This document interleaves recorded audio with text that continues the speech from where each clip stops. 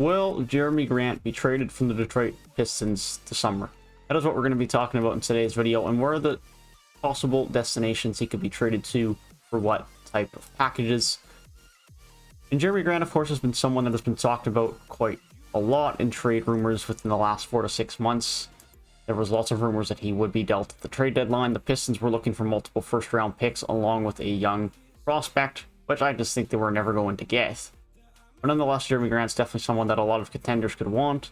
Pistons could look to move from to get someone to fit their timeline a bit more, or to get a first-round pick to get someone that, again, adds to their young core. As Jerami Grant is going to be out of his contract by the time that he does, that the Pistons do end up being good. And I don't think Jerami Grant's going to want to stay. Jerami Grant wanted to get paid by the Detroit Pistons to prove himself, to have this type of season like he did last year, to show that he is more than just a fourth or a fifth option and a role player on a team.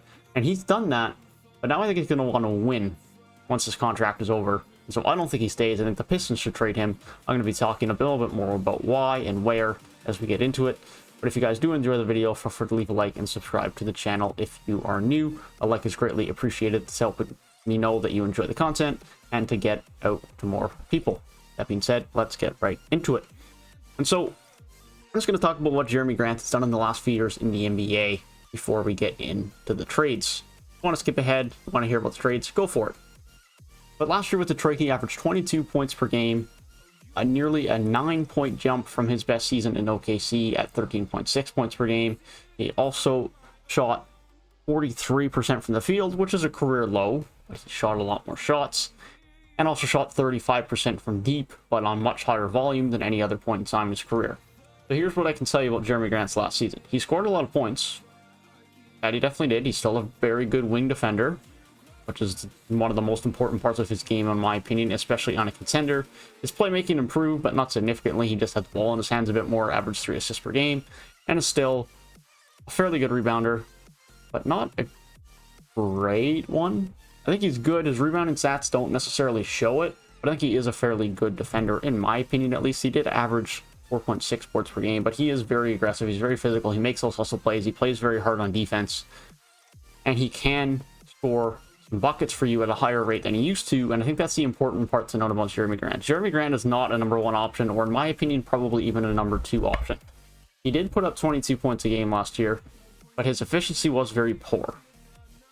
I think Jerami Grant is your ideal third option on a contender. That's where I see Jerami Grant. He can be your lockdown guy on defense, so then he has to put a ton of effort on the defensive end, so you don't want him to have to be the lead guy on offense, but he can definitely score anywhere from 13 to 18 points a night on a contender, depending on what type of role you want him to play, on the matchup on any given night.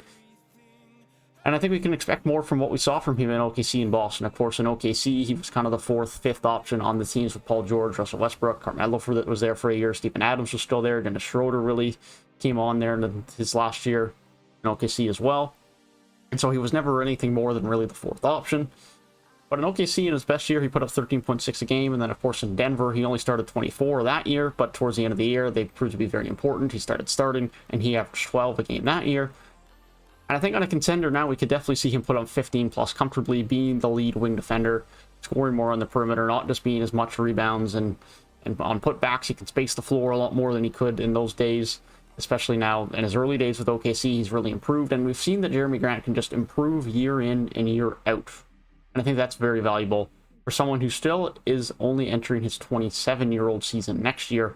He's still just entering his prime and is starting to unlock a lot more with Detroit. I think we expect an even better season from him next year. But I'm still not convinced he's ever going to be your #1 or #2 option. And so I think Detroit should try and get some value from him while they can, because I think the league started to figure him out a little bit more towards the back end of the season. Of course, when you only have one real star on a team, it's easier to guard him as well. You can send the attention his way. Once everyone knew he was actually that guy and that good, he got more attention. That's where his percentages started to drop. And so I think Detroit should capitalize on getting some assets for him and just allow more time for the young guys to play. Allow more time for Saddiq Bey. Allow more time for all of those wings that they have. Hamidou Diallo, of course, will be wanting to get more minutes. Killian Hayes hopefully can stay healthy this year. Not that Jerami Grant is that same role as some of those players, but nonetheless, someone who's still eating up minutes. And I think the Detroit Pistons should try and acquire some more young assets to try and fit the timeline better. Some of the potential options. Of course, Jerami Grant could just go to a team that, of course, doesn't necessarily give future options, but maybe the Detroit want to switch a bit more win now, and maybe they can get some. It depends on what they want to do. An option that could get them a bit more future assets is maybe the Lakers. Maybe they make a trade with the Lakers and try and acquire Taylor Horton-Tucker and a pick, and that's an option for them. Taylor Horton-Tucker is an RFA this summer. It could be a sign and trade. The Lakers are unsure as to whether they'll retain him. They want to retain him, but he could get some large offer sheet offers. So it's quite possible we see a sign and trade for that way. It's also possible that we see someone like the Mavericks want to acquire someone with Kristaps Porzingis leaving, and maybe they try to acquire some picks from the Mavericks.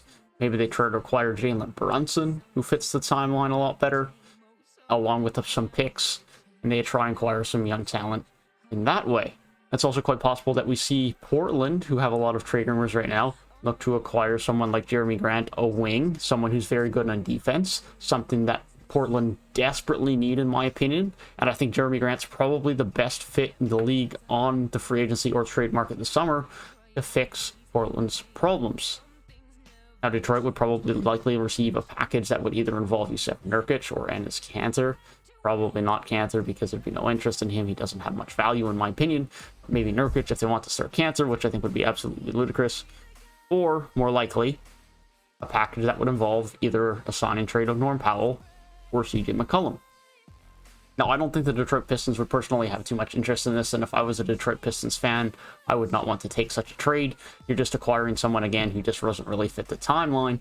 But I think it's something to look out for, because Portland would definitely have interest in making such a trade to acquire a high-quality wing.